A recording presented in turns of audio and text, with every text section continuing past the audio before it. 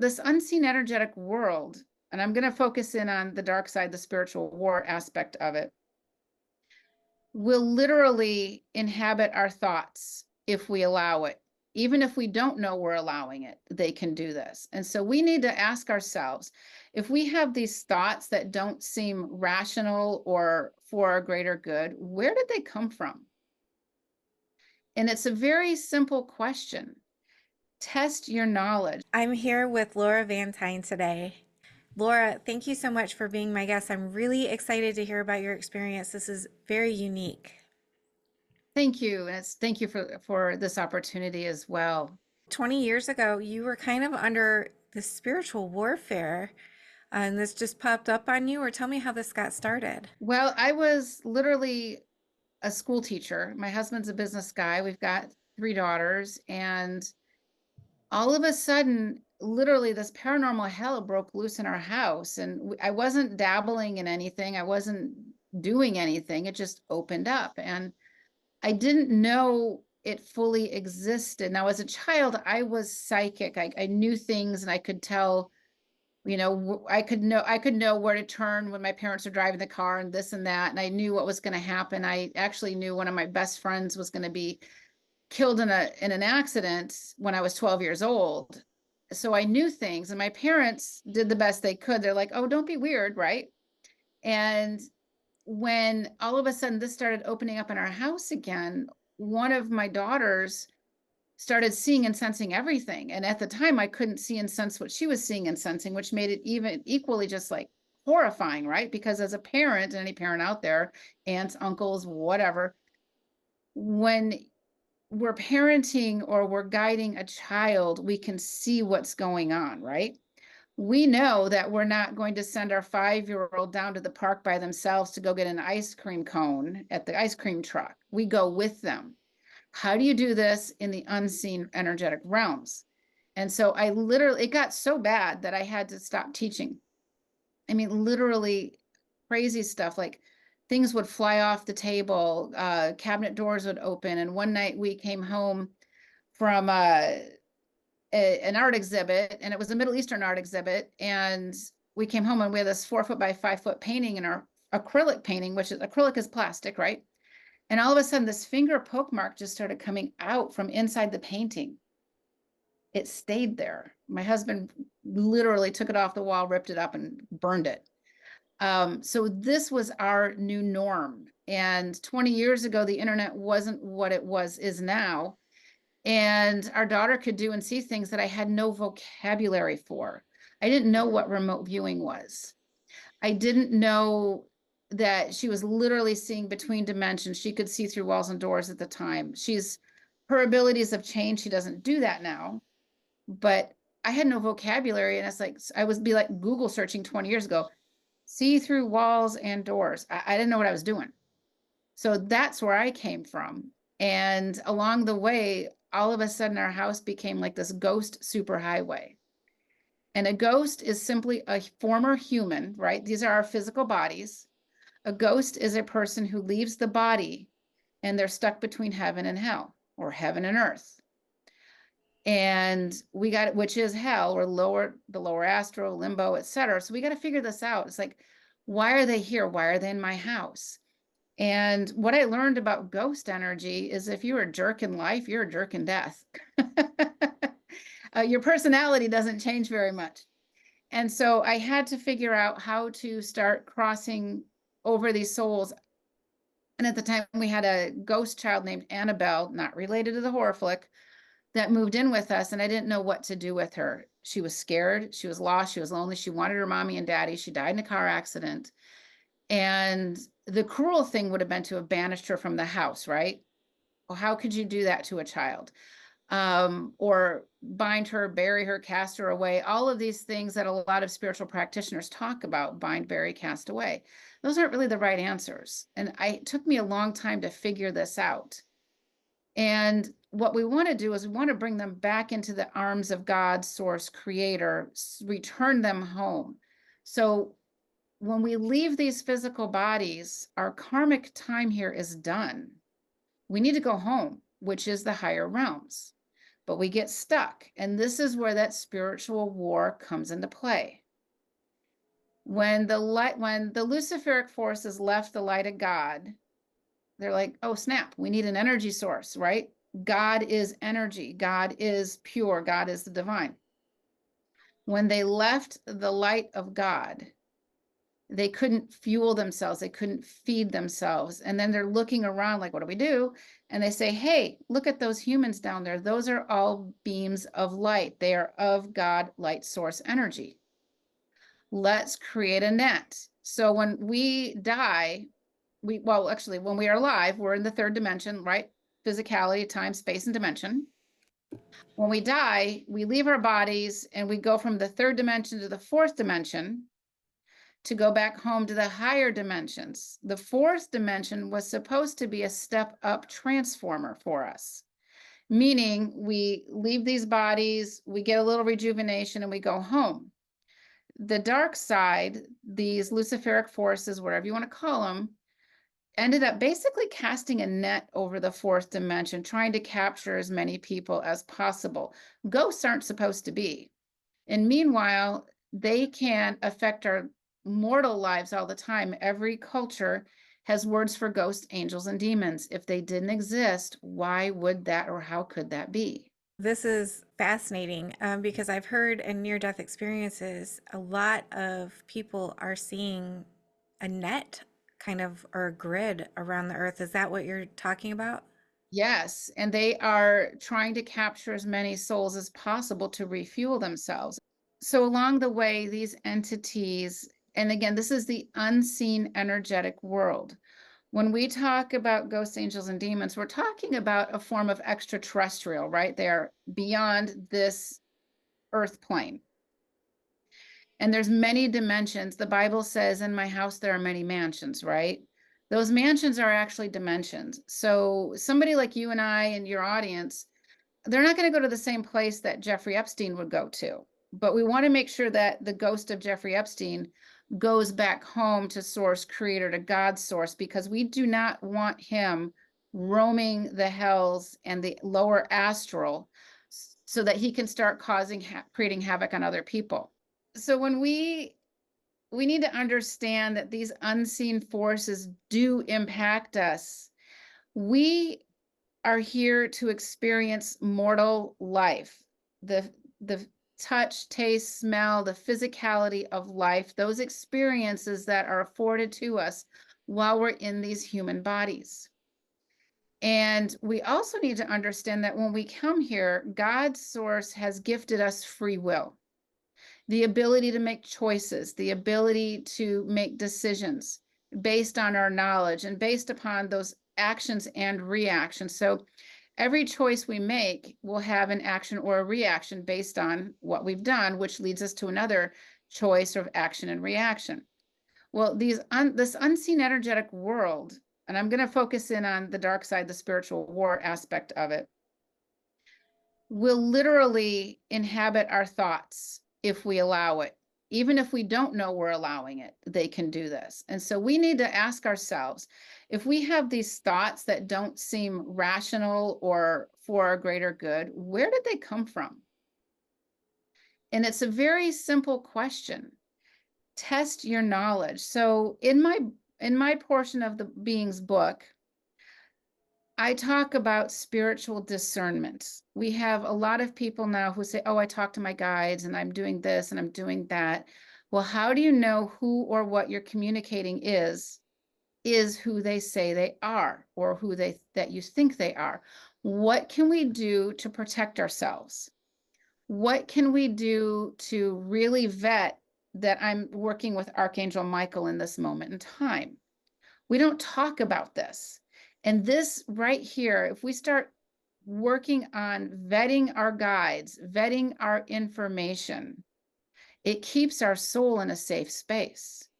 So one of the techniques, and I talk about this in the Being's book quite a bit, you don't have to see to know that something's around you. You can feel it, right? So there's many types of psychic abilities.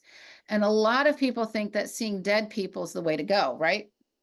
Well, that's the sexy trait. So it's not just that, but we can sense if something's happening. We can sense if we have something around us or if we're not alone. We see something flash out of the corner of our eye, that type of thing. So what we want to do is we want to visualize ourselves just pouring salt all over that being or that area where we think the beings are. And we can pour salt on them. We can pour frankincense oil on them. It's a visualization practice, a spiritual practice. And what this does, these are high frequency substances. Salt cleanses in all dimensions, right? We used to use it to preserve our meat. We used to do it to clean wounds. Frankincense, gold, and myrrh were gifted to the Christ child. Well, why was he gifted tree sap? He was gifted tree sap because it was high frequency. But the gold makes sense because it has a monetary value. So visualize yourself, and we can just do this right now. I've got Archangel Michael or whomever in front of me, on the side of me, and just pour just mountains of salt on him or frankincense oil on him.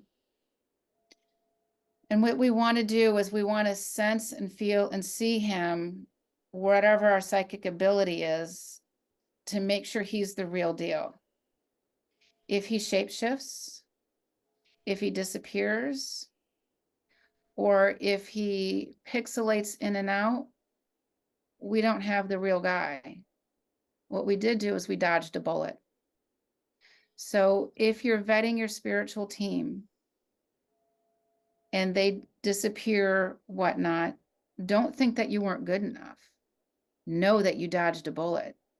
So let's say this Archangel Michael was an imposter being, and you start communicating with him. Well, he can put his hooks in you very easily. The light side doesn't do that because it's a violation of spiritual law. So know you dodged a bullet, okay? And then ask, God's source to take him out of your way. We don't need him harming you or the neighbors or whatever. Try it again. These are spiritual practices. Everybody has spiritual practices. It could be prayer, it could be meditation, it could be setting intentions, it could be setting manifestations, whatever those spiritual practices are. Add your spiritual tool belt, add techniques of discernment, add whatever it is to help you along your spiritual path. We're not alone in this, but we need to wise up. This blind trust, this unicorns and rainbows and airy fairy stuff is dangerous. It's why we've gotten to where we've gotten to at this point in time, because we don't vet. We just, I should just trust and believe that this is Archangel Michael. I don't want to offend him, right? I guarantee you he will be very happy that you have vetted him to get to the real one. This is where my part in the book and the beings is where I can add value, is teaching people those types of skills, because we don't want to compromise our soul. At the end of the day, the only element that we can take with us is our soul. When we leave these bodies, our soul is the energy that animates the body. Our soul, when we leave, that energy keeps going. It moves forward. We want it to be healthy. The healthier our soul is upon death, the easier it is for us to transition over. And that's the goal of all of this. Is there something that they do on the other side when we die? I've heard a lot of stories about how we are trapped in this kind of soul trap, like you were talking about, and they trick us when we die, and they make us feel like, oh, you weren't good enough, so you've got to go back and do all these things to clear your karma. Oh, how deep down to the rabbit hole you want to go? Let's go as far as you want to go. All right. I remove nefarious extraterrestrials all the time. That's what I do. I remove entities and implants within people. I know, because I do past life regressions. I work with people. So when I work with a client, we work together as a team, because I'm not going to tell you, hey, Tia, Renee, your dead grandma standing there and she says that she loves you, and just enough information to get you to believe this, right? When I work with somebody, we work together and we vet each other. Oh, there's this over here, there's that over there. Let's figure this out. And we clean things up. So removing entities and implants and devices is a lot of what I do, and we can do it through a past life regression, which can also be a current life regression too.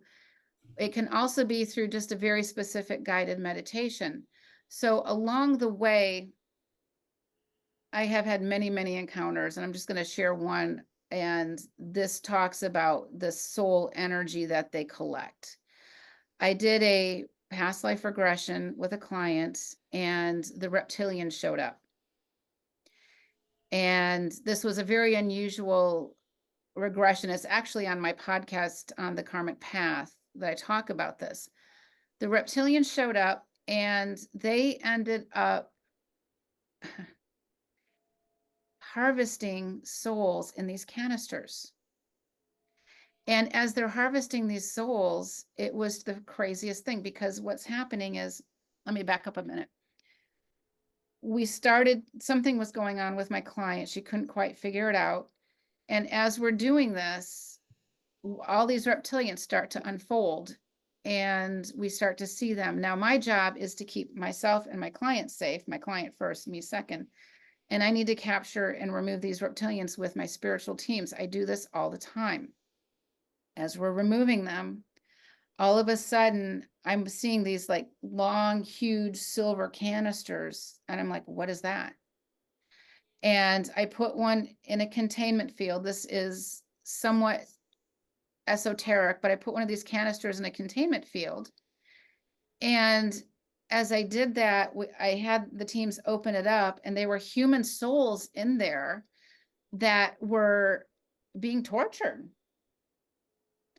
And as they're being tortured, they were getting freed and released, but these reptilians were capturing the soul energy, meaning they have the power to reincarnate these souls at their beck and call.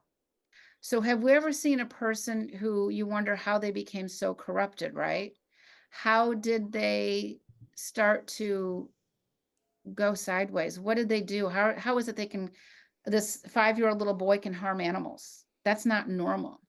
So where did he reincarnate from? We think all babies are heaven sent, but maybe they're not. It doesn't mean that person wasn't a good person. It means that they got caught in a trap and they are soul napped. So a big part of the work I do is freeing those souls from being soul napped. The concept of as above, so below definitely applies here. And Yeah. soul napped means we lose control of our being. Yeah, something else has access and control over our soul.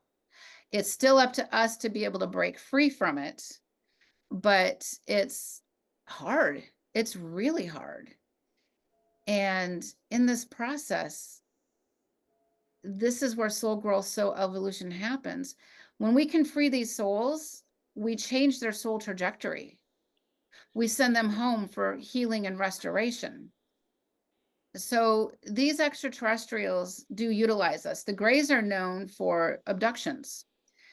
And there's many levels of Greys. That we've got the Zeta Reticuli, we've got the EBEs, the small ones, and everything in between. They have used technology so well, they have stopped their ability to reproduce.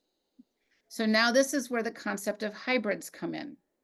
When people have these alien abductions, and where do they go? What do they do? What are they doing with that person? And these alien abductions have happened throughout time, throughout history of this planet, all over the planet. And the Greys experiment upon us. And when they experiment upon us, they harm our soul energy. We don't have to give them access to us, but if we don't know what we don't know, how do we know, right?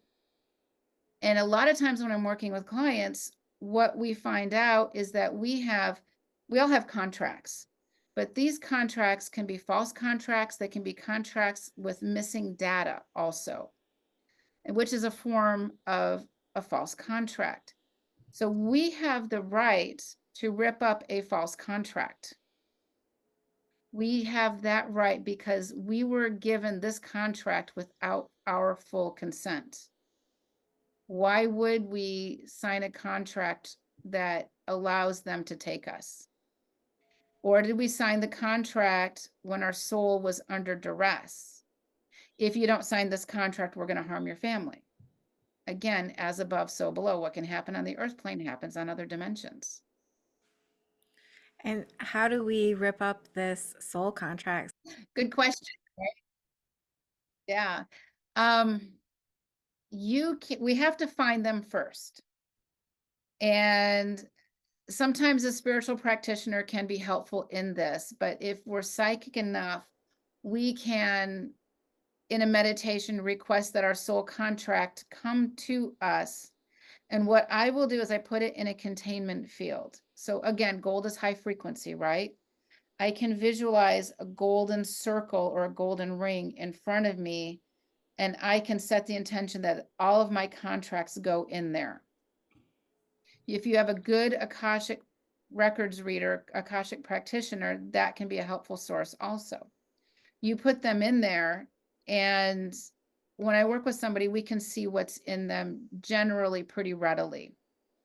And we'll find out that there's just stuff in there that doesn't look right or sound right. And if we're talking to our soul tribe, our spiritual team, if you don't feel right talking to one of them or communicating with one of them, or you don't like their answers, run. That's not for your greater good. I had a client who, and this is kind of how these dimensions work. There's politics in every dimension. We think when we die, we're going to escape politics. Not so much. That'd be awesome though, right? We have politics within our family, within our workplace. We have politics in the hells and the higher realms. They're everywhere. So I get this call from a mom who says, I need your help. My daughter came back from college, and she says she keeps having these thoughts that she needs to kill her sister. And this is I'm going to call it like a normal middle-class family, intact family. There wasn't abuse, there wasn't drugs in the family, that kind of thing. So it really made no sense. And so they've been to psychiatrists, and nothing can get these intrusive thoughts out of her head. These thoughts are not her thoughts. They're not normal thoughts. These are not the thoughts that normal people have, right? So where do they come from? So I told her, what I'm going to do is I'm going to remote view your home and see what's going on. Now, I have to have permission to remote view. And what remote viewing means is that I can take my consciousness and project it into another time, space, and dimension. So I can go to her home if I have the address, zero in on it. Basically, through a sort of a meditative process, I can start to see what's happening in the home. I'm not looking at her dirty laundry or the dishes that are sitting in the kitchen sink. It's not that kind of remote viewing, although I can do that as well, but I choose not to. What I found were 3 ghost energies, 3 male ghosts, and a standard black magician. And a standard black magician is like these tall, skinny, scraggly haired guys. They're skinny, they're almost skeletal in nature. And these 3 ghosts. So I separate the ghosts from the black magician, and I want to talk to the ghosts. I'm like, what the heck, right? What are you doing? They were captured, and they were in training to become a dark entity. They didn't want to do it, but they had no choice. So their job was to get this girl to do the unthinkable. Every time they failed, they got punished. So long story short, we crossed over the 3 ghosts. I removed the black magician and his bosses. It's not just him. And that girl never had another intrusive thought like that again. It was gone in the blink of an eye. When you're removing the ghosts and the black magician, are you doing the same thing where you're pouring like the frankincense or something over it, and that makes it disappear? Or how are you doing that? So for the ghost energy, the soul energy, we're going to send that back to God source. So we're helping them to cross over. We want them to cross over. We want them to go home.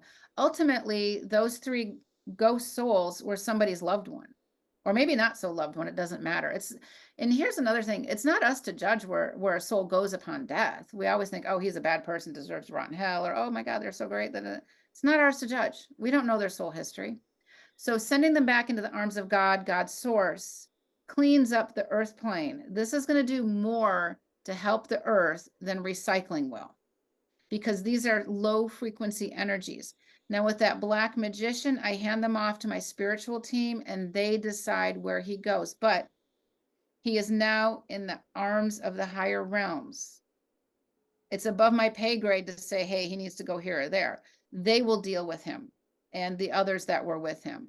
It's not up to me. And so I have a very unique spiritual team. Everybody should work on developing their spiritual team with intention and discernment because it makes the soul healthier. Those dark energies, like this black magician, can they be turned around and made good or positive? I believe I believe so. There's no such thing as no such thing. It is not my job to do that though. Nor is it any other human's job to do that, because if we take it upon ourselves to say, oh, let's just talk about a serial killer. Oh, he had a bad childhood, this and that, he's a serial killer now. It's not my job to get him to feel remorseful, to atone, etc. It needs to happen from within him and the higher realms. If I bring him into my home in hopes of rehabilitating him, I'm harming myself and potentially my family too. So I hand that off to the higher realms. I'm just the worker bee. Would you say Earth is kind of like an energy farm? We have the best looking planet by far, right? If we look out into the universe, Earth stands out. It is full of all kinds of minerals and riches and wealth and so many different species. It became of interest to many beings all along the way. If we can talk about the Lemurians, I think those were some of the first beings to inhabit and terraform this planet. They were destroyed by the dark side. The Lemurians did not know what that dark side was capable of. They didn't know it existed. They did not have the ability to protect themselves. And so the Earth has had, I'm kind of pivoting here, a couple of planetary resets. One was when Lemuria failed, and then also when Atlantis 1 and 2 fell. So now we're at another precipice where we need to really think about our decisions. Are we going to have the intention of creating a healthy soul, or are we going to let someone else choose that for us? And if we sit on the sidelines and let someone or something choose for us, chances are they're not going to choose for our greater good, because the light side can't do that. It's a violation of spiritual law. The dark side will do it because they don't care about spiritual law. So we're on the verge of a reset right now. I think that we've got possibilities and probabilities. We've got a lot of stuff happening. Last October, actually last year, summer and fall, I kept hearing in my head, October 2023 is the start of World War III. I mean, talk about a downer to wake up to every morning, right? I mean, it literally decimated. And then when October 7th happened and Hamas kidnapped all those people, I was like, whoa, right? Those are humans. So why those people? Some people say, oh, it was their contractor, they agreed to. No, no. As I'm remote viewing and crossing over those that have died, those people that created these atrocities, those are not humans in those bodies. We need to wake up and understand those were not human beings, human souls in those bodies. They were something else. We have the power within us. Christ came here not to die for our sins in perpetuity. That's kind of stupid if you think about it. He came here to mitigate the karma caused by the Lucifer rebellion. He came here to say, we have it within us. We have God within us. We have the power, the light within us. And that's what we need to remember. And we have to kind of get our heads out of our tushies here and kind of wake up and smell the coffee and make these decisions that we can change things for the better. Absolutely. The work I do is unique. That's fine. But even if you're working in a grocery store, checking out people's groceries, and you smile at a little kid who's having a tough day, or an old lady who, needs some help packing her groceries, that is spiritual service too. It's not always a grandiose thing, but all these little acts add up. And this creates healthy souls. We don't know what somebody's dealing with in their personal life, but we can send them love, right? And it's that simple. These dark beings, they don't like love. They don't like the frequency of love. So just keep sending them out, sending out love. It can be that simple. So you said that they're not human beings inside the body. Are they archons or what would you call them? Usually they're archonic energy, usually. The reptilians will use the archons, the reptilians and the grays, and there's another species called the Anunnaki. The Anunnaki are kind of on top, and then the grays and the reptilians and the archons, they all follow through. Again, a political hierarchy. So this archonic energy is not supposed to be on this planet, period. We need to remove it. We need to be smart about it. And archonic energies can manifest within humanities in such disorders like narcissism. You can't fix narcissism. If anybody out there knows of a you know of a narcissist, you know their ego is so huge you can't repair that. Now the narcissist loves empath energy, right? The narcissistic empath relationship is a classic one. It's up to the empath to say, whoa, no more. Take a step back, observe, look at what's happening, and how can I reclaim my power back? Because we don't want to feed that archonic energies. Doing so, and we do it unwittingly, right? We don't know because we can't see or sense this energies, but now that we know that these energies and entities exist, we get to take our power back. But there's also a lot of light beings that are here to assist us too. The difference is the light side cannot help us unless we ask for their help. They can't just swoop in and save the day. We have free will. That's the difference. And this is where the power of angels comes into play. God gifted humanity angels. Angels are here to serve us, to help us. We're never alone. But angels can't help us unless we ask. So what if we don't ask the angels for help? They're just standing around twiddling their thumbs. They're bored. Let's face it. The other part is that angels earn karma too. I mean, again, they can ascend in their ranks, but if they're standing around twiddling their thumbs, not that they really have thumbs, but sort of, they can't help us until we ask.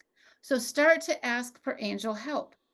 We have been pre-programmed to believe so many things about angels. Oh, my problem's not big enough. I'm not worthy enough for an angel's help. Oh, I need to save my angel chits for a really big problem.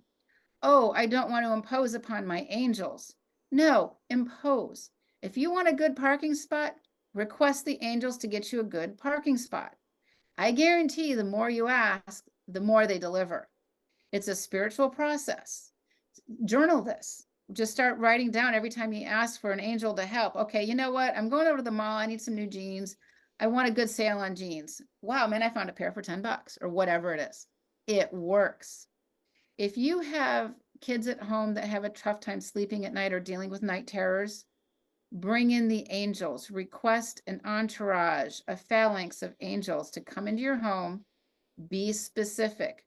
I'm requesting a team of angels to come in to protect my family while we sleep at night, to remove any lower frequency energies and entities and take them back home to the higher realms right now. And I like to end with the phrase right now because they don't have time in their dimension. And maybe I'm just being a little obsessive. I don't know, but I figured, yeah, why not? Right now.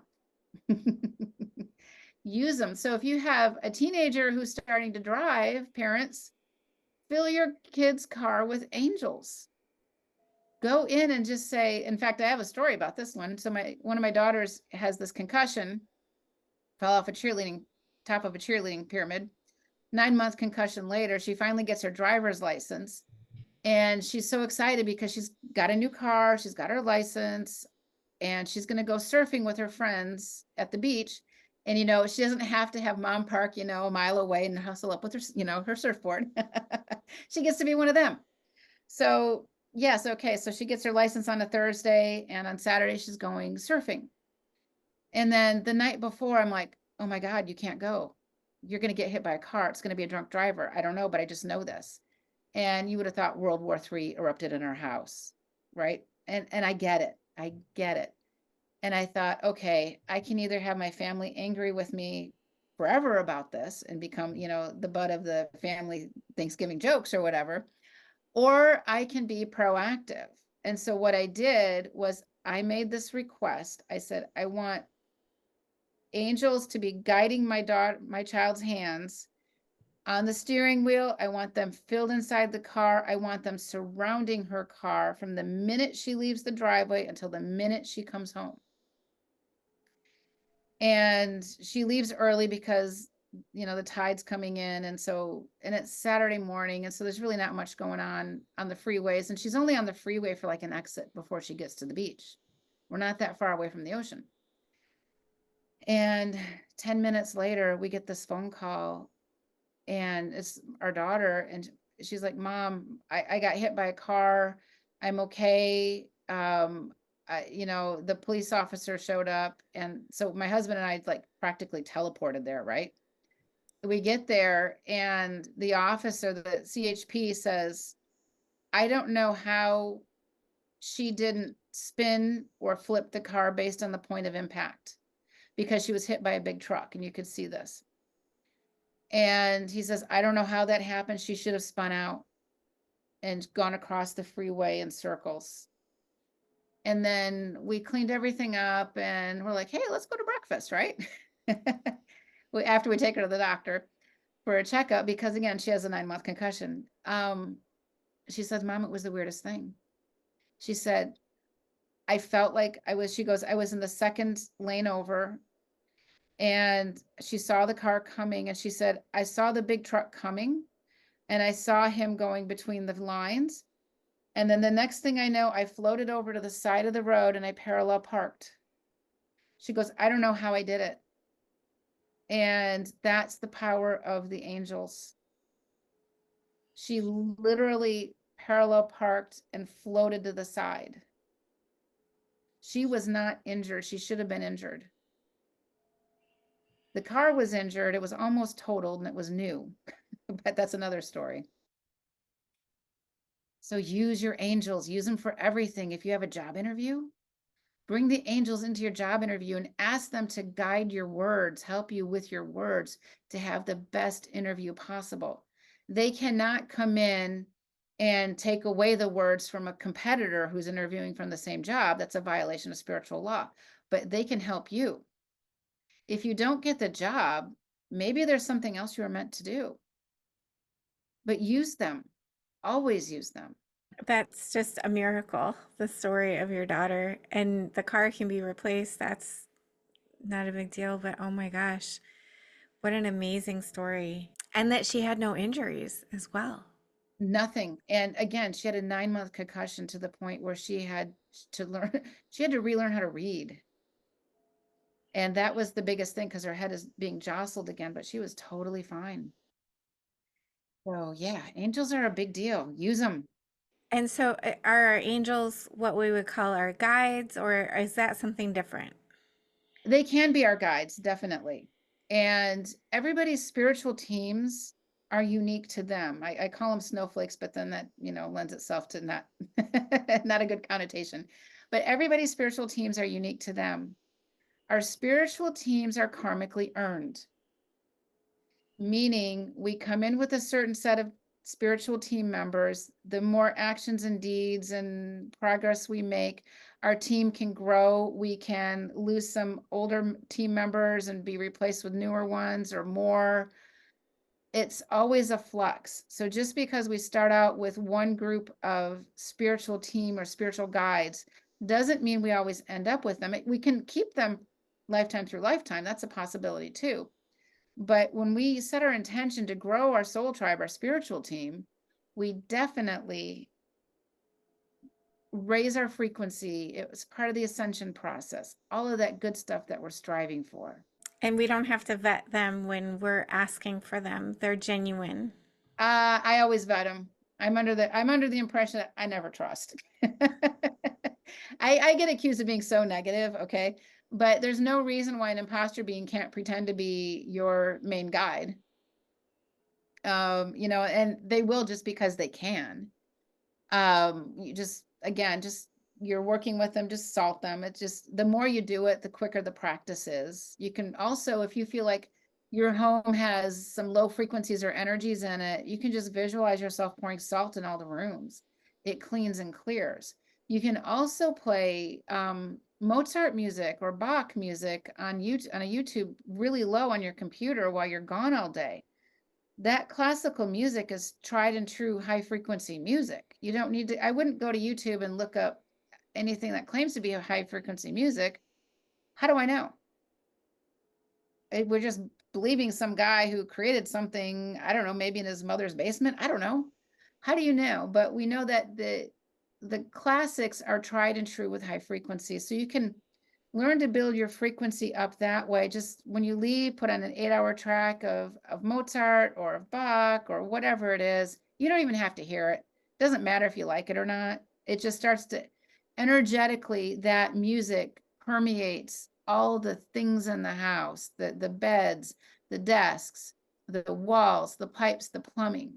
It really helps. And if you have an area in your house that you feel is negative, that you can't seem to keep clean, or your child is having night terrors again, you can bring in the angels, but also the frequency of green at night creates a barrier for the dark side.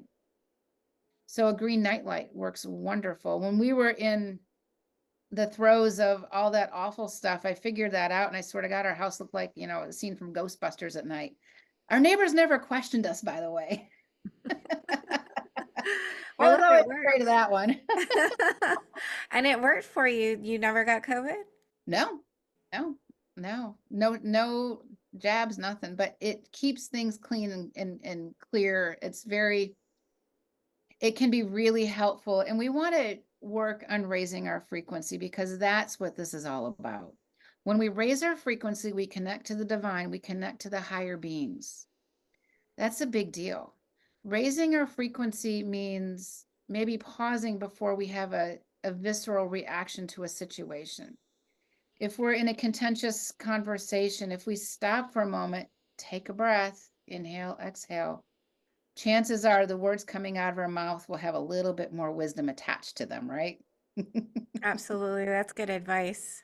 Yeah, and essential oils are fantastic also. You make sure all essential oils are high frequency, but you have to make sure they're not cut with any fragrances or any chemicals. You want 100% pure. I use frankincense a lot. I figured if it's good enough for Christ, it's good enough for me. Um, and you can put it on your body. You can diffuse it in an oil diffuser. I'm not a fan of the sticks. What are those called? Incense? Incense sticks. I'm not a fan of incense sticks because they have chemical binders on them. When you have an essential oil, it's pure flower essence, pure energy. If you have the frankincense pearls, which are the sap of the tree, you can burn that also in a resin burner or something, and that's 100% pure as well. That is a really good way to clear the air, etc. And when you use that, you can open up a window to let that come through. What it all boils down to is that we are in some sort of a trap. We've been tricked into staying here, and we need to increase our frequency in order to escape it. Is that correct? Yes, yes. And we're here for the karmic lessons that these mortal lives offer us as well. But we also have to know that we each need to build a healthy soul. We talk about our health all the time. We talk about our mental health, our emotional health, our physical health. We even talk about our financial health. How often do we talk about our soul's health? What makes a healthy soul? That's what we need to work on. We need to work on the past hurts and traumas and dramas. We need to work on properly connecting with our guides. We need to work on connecting to God. And we need to start making wiser choices. And that is soul healing. And when we have a healthy soul, we get to live our life with intention and discernment and a more fulfilled lifetime as well. That's beautiful. And thank you for all the work that you're doing to help people keep their souls clean or clean them in the first place and to raise their frequencies. Thank you. And even to soul restoration, right? Soul pieces and fragments. And living a mortal life's not easy. We get banged up all the time. So when we can heal these elements, it really helps to propel us to that next venture. If my audience wanted to reach out to you, how can they find you, Laura? They can go to the karmic path, KARMICPATH.com, thekarmicpath.com. We have the beings book, which will be on my website soon. And I have online courses and I have services too. The goal is to help people, to teach people. And when I work with somebody, we work together because I want to show people how they can see and discern themselves. I don't want to have them rely on me to do that for them because it's your soul. It's your investment in you. So thank you. And if you had one message that you wanted the audience to take away from our conversation today, what would it be? Learn how to discern. Learn how to vet your spiritual team. It's a spiritual practice. Doctors have practices, lawyers have practices. We need to have our own practices as spiritual beings, spiritual practices. So keep practicing and keep sharpening that spiritual tool belt. Thank you, Laura, so much. This has been very enlightening. I appreciate you coming on to share all of these tips for keeping our soul clean. You're right, nobody ever talks about that. We talk about the house and, our bodies and everything else, but our souls. So thank you for your work. I appreciate it. Thank you so much, Tia Renee. It's been a pleasure. So thank you. Thank you for being here. I just want to tell you how much I appreciate you being here and supporting my channel. If you haven't already subscribed, please consider subscribing if you enjoy near-death experiences and other spiritually transformative stories. It helps the algorithm know that this information is useful and push it out to more people. And that's the goal, to get as many people to know that we are eternal spiritual beings and that we never die. Our bodies might die, but our essence will never die. And I want people to live with less fear. Let's all spread the word. Like, comment, subscribe, share, hit that little notification bell so you get all the notifications when my videos post. Thank you for all of your support. I'm sending love to you.